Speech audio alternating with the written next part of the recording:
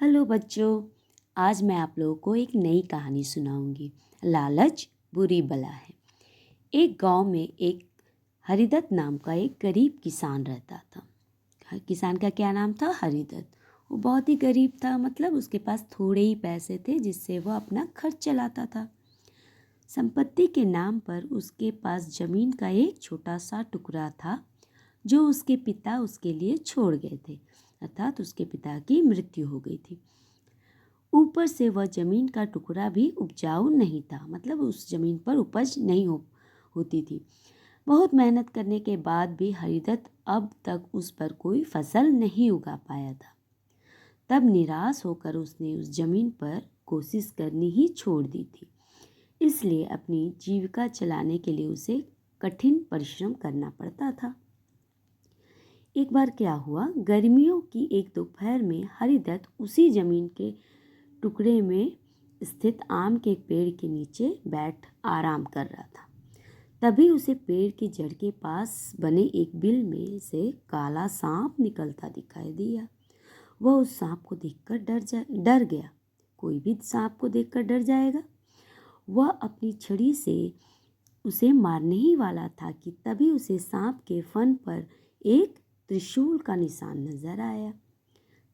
क्या नजर आया? त्रिशूल का निशान।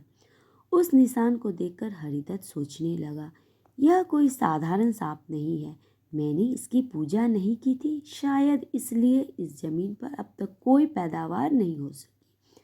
अब मैं इस सांप की पूजा करके इसका आशीर्वाद लूंगा, उसने मन ही मन सोचा। यह विचार आते ही वह तुरंत अपनी झोपड़ी में गया और एक बर्तन में उस सांप के लिए दूध ले आया। क्या लेकर आया? उस सांप के लिए दूध लेकर आया। उस दूध को सांप के बिल के पास रखकर वह वापस अपने घर लौट गया। अगले दिन मतलब दूसरे ही दिन, जब हरिदत्त खाली बर्तन लेने अपने खेत पर गया तो वहां उसे खाली बर्तन में सोने का सिक्का दिखाई दिया। यह देखकर वह आश्चर्यचकित रह गया, बहुत ही सरप्राइज हो गया। सोने का वह सिक्का धूप में खूब चमक रहा था।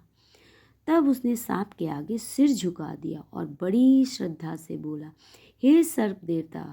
वो देवदत्त उसे भगवान समझने लगा।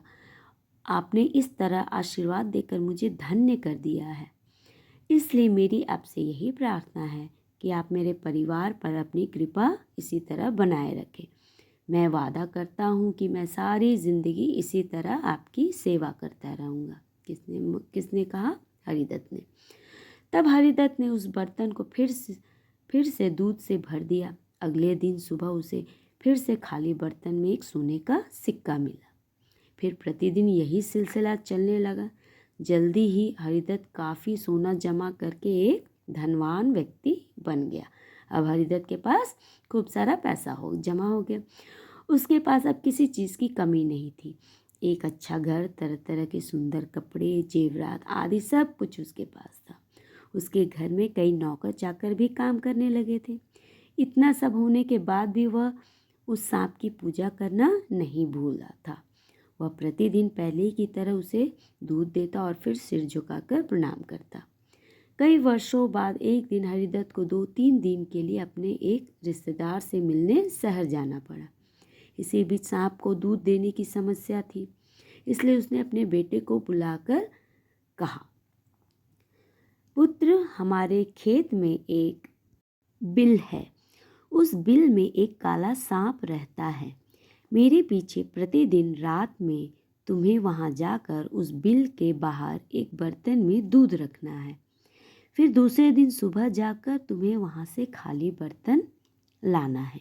उस खाली बर्तन में तुम्हें जो कुछ भी मिले उसे मेरे वापस लौटने तक संभाल कर रखना है। ऐसा किसने कहा? किसान ने अपने बेटे से कहा।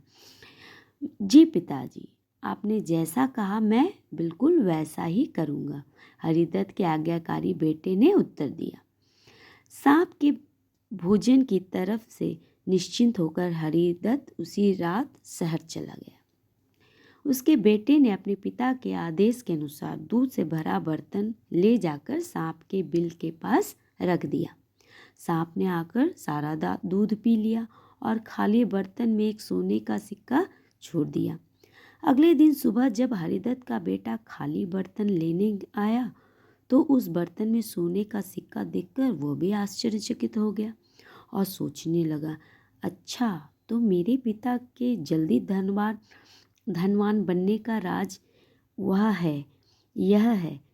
मैं इस सिक्के को अपने पिता को देने के लिए संभाल कर रख देता हूँ, उसने मन मन में सोचा। अगले दिन हरिदत्त के बेटे को जब खाली दूध के बर्तन में एक और सोने का सिक्का मिला तो उसने सोचा, इस सिक्के को मैं अपने पास ही रख लेता हूँ। लगता है इस सांप के बिल में कोई खजाना छिपा हुआ है। ऐसा उस किसान के पुत्र ने सोचा। क्यों न मैं इसके बिल को खोद कर सारा खजाना एक साथ निकाल लूँ। इस तरह इस खजाने को पाकर मैं धनवान बन जाऊँगा। अब धीरे धीरे उस किसान के पुत्र के मन में लालच आ गया। यह सोचकर वह तुरंत घर गया और उस सांप को मारने के लिए एक डंडा व दूध से भरा बर्तन उठा लाया। फिर उसने दूध के बर्तन को बिल के बाहर रख दिया। रात के समय जैसे ही वह सांप दूध पीने बाहर आया, उस लड़के ने उस पर डंडे से वार कर दिया, उस सांप को मार दिया। जख्मी सांप वहाँ से भाग गया। सांप जख्मी होकर छटपटाकर भाग गया। फिर वह लालची लड़का सोने के सिक्कों के लालच में उसने बिल को खोदने लगा। अभी वह पूरी तरह बिल को खोद भी नहीं पाया था कि तभी वह सांप लौट आया। आधा ही जब वो खोद रहा था गड्ढा तो क्या हो गया, वह जख्मी सांप वापस आ गया। जख्मी होने के कारण वह बहुत गुस्से में था, इसलिए उसने अपना फन फैलाकर उस लड़की के पैर में काट लिया। सांप द्वारा काटते ही वह लड़का दर्द से चिल्ला पड़ा और सहायता के लिए पुकारने लगा। पास ही के खेतों में कुछ किसान काम कर रहे थे। उस लड़की की आवाज़ सुनकर वे भागते हुए उसे बचाने आ गए। तब तक हरिदत्त के बेटे के सारे शरीर में सांप का जहर फैल चुका था। बहुत कोशिश करने के बाद भी वे किसान उस लड़के को नहीं बचा पाए। फिर उन लोगों ने उसके मृत शरीर को हरिदत्त के घर पहुंचा दिया। उसने उस किसान के बेटे को उसके अपने पिताजी को सौंप दिया। अगले दिन घर वापस लौटने पर जब हरिदत्त को सारी बात का पता चला तो उसे बहुत ही दुख हुआ। उसके लालची बेटे ने उसका बहुत बड़ा नुकसान किया। उसके बेटे की जान चली गई। इसलिए कहा गया है, लालच बुरी बला है।